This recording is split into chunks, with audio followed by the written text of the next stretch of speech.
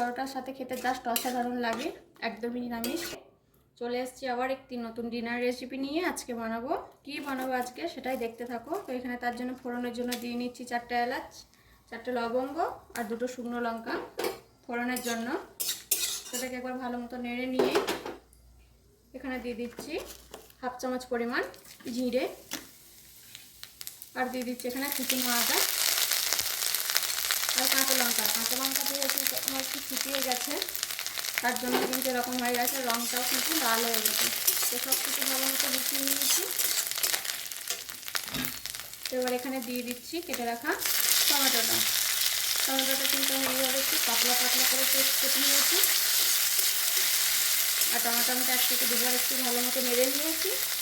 নেড়ে নেওয়ার পর টমেটোটা যাতে ভালোভাবে কুক হয়ে যায়, তার জন্য এখানে আমি দিয়ে দিচ্ছি 1 চামচ পরিমাণ নুন। নুন দিয়ে টমেটোটাকে কিন্তু ভালো মতো সিদ্ধ করে নেব। এখন কিন্তু টমেটোটা এখানে খুব ভালো মতো কিন্তু কুক হয়ে গেছে। এবার এখানে আমি দিয়ে দিচ্ছি আগে থেকে কেটে রাখা লাল আর সবুজ ক্যাপসিকাম। তো ক্যাপসিকামটাকেও টমেটোর সাথে ভালো মতো নেড়ে নিচ্ছি। আর ক্যাপসিকামটাকেও কিন্তু এইভাবে নাড়তে নাড়তে কিছুটা কুক করে দেবো।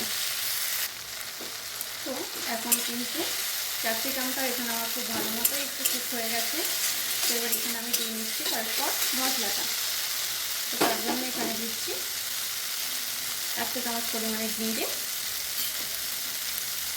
1 চামচ ধনে গুঁড়ো,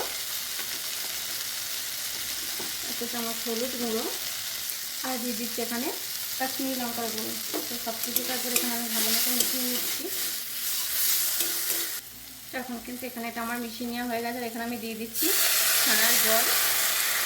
যে ছানাটা কেটেছিলাম সেই ছানার জলটাই কিন্তু আমি এখানে ফেলে না দিয়ে আমি কিন্তু এখানে দিয়ে দিয়েছি।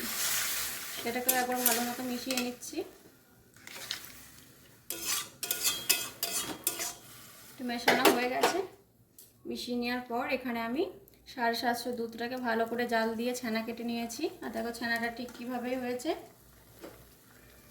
এবার এটাকেও এভাবে ভালো মতো মিশিয়ে দিচ্ছি।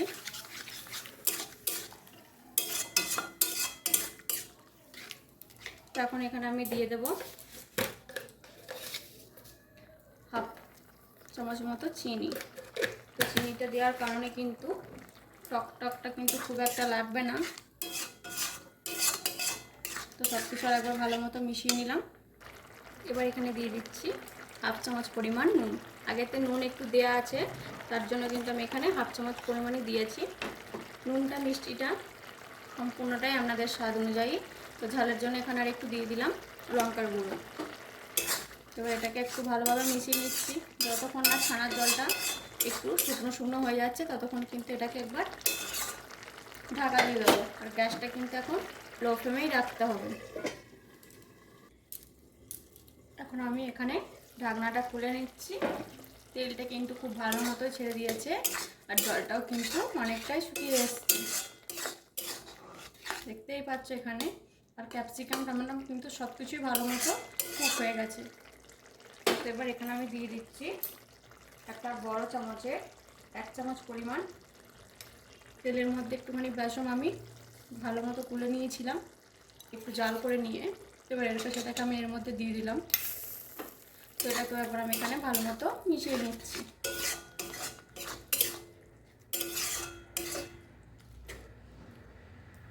তো এখানে বলে রাখি, এখানে আমি ছানা দিয়ে করেছি। আপনারা চাইলে কিন্তু এটা পনির দিয়েও করতে পারেন। পনির দিলে সেক্ষেত্রে কিন্তু আমরা জল ব্যবহার করতে পারেন, আর ছানা দিলে ছানার জলটাকেই ব্যবহার করবেন। তো এখন কিন্তু এটা অনেকটাই হয়ে গেছে। তো এবারে বাকি যেটুকুনি মশলা আছে, তো আমি এখানে সব কিছু দিয়ে বাকিটাও আমি এখানে রেডি করে নিচ্ছি। তো এখানে দিচ্ছি 1 চামচ পরিমাণ ঘি। আমি ঘি দিচ্ছি, আপনারা চাইলে কিন্তু এখানে 1 চামচ বাটার দিয়ে নিতে পারেন। আর দিয়ে দিচ্ছি কাসুরি মেথি। কাসুরি মেথিটাকে এইভাবে একটু হাতে করে ডলে নিয়ে তারপরে কিন্তু ভালো মতো দিয়ে দেবেন। আমার দেওয়া হয়ে গেছে। এবার এখানে দিয়ে দিচ্ছি 1 চা চামচ পরিমাণ গরম মশলা। আমি এখানে না থাকার কারণে কিন্তু ধনেপাতাটা দিচ্ছি না, আপনারা একটু ধনেপাতাও দিয়ে নেবেন, দিলেও হবে না দিলেও হবে। তাও বলে রাখছি, এখানে ধনেপাতা থাকলে কিন্তু একটু অবশ্যই দিয়ে দিতে পারেন, খেতে কিন্তু এটা তাহলে আরও একটু ভালো লাগবে।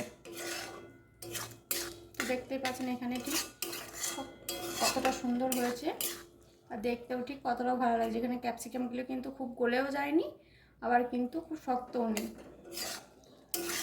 এটা কিন্তু রুটি পরোটার সাথে খেতে জাস্ট অসাধারণ লাগে, একদমই নিরামিষ। বাচ্চা থেকে বয়স্ক এটা কিন্তু সবাই খুব ভালো মতো খেতে পারবে। আমার কিন্তু এটা ভালো মতো হয়ে গেছে, আর আমি গ্যাস অফ করে এটাকে নামিয়ে নিচ্ছি কড়াই থেকে। তো এখানে দেখতেই পাচ্ছেন যে রেসিপিটি ঠিক আমার কতটা সুন্দর হয়েছে, আর খেতেও কিন্তু খুবই সুস্বাদু হয়। তো ভিডিওটি ভালো লাগলে লাইক করে দেবেন, চ্যানেলটাকে সাবস্ক্রাইব করে দেবেন, আর রেসিপিটি আপনাদের কেমন লাগলো অবশ্যই কিন্তু কমেন্ট বক্সে জানাবেন। তো আজকের মতো এখানেই শেষ, তো আবার দেখা হচ্ছে পরবর্তী ভিডিও নিয়ে।